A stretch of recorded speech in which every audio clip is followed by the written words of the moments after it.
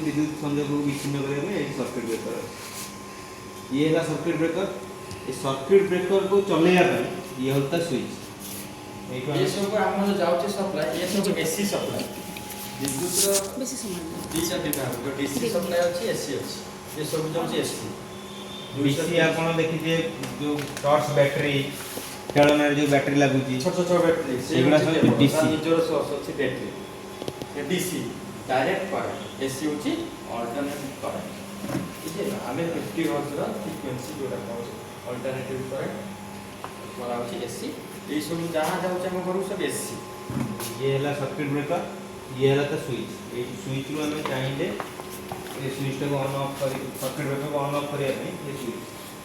आपण घरे jelly metre लागि कि आपण केते बिजुली व्यवहार करते हिसाब रखे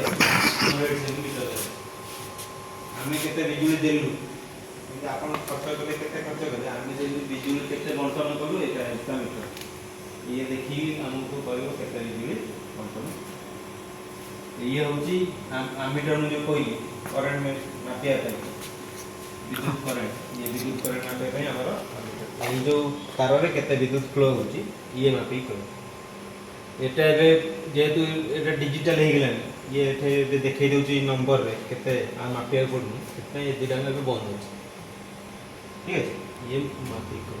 आ बाद रे ये सब लाइट अछि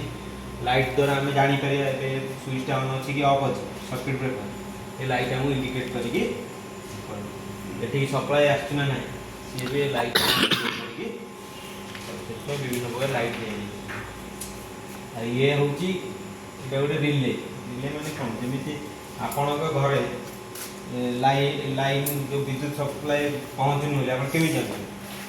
जेतरा आपण लाइट जळुनी आपण जानते विद्युत सप्लाई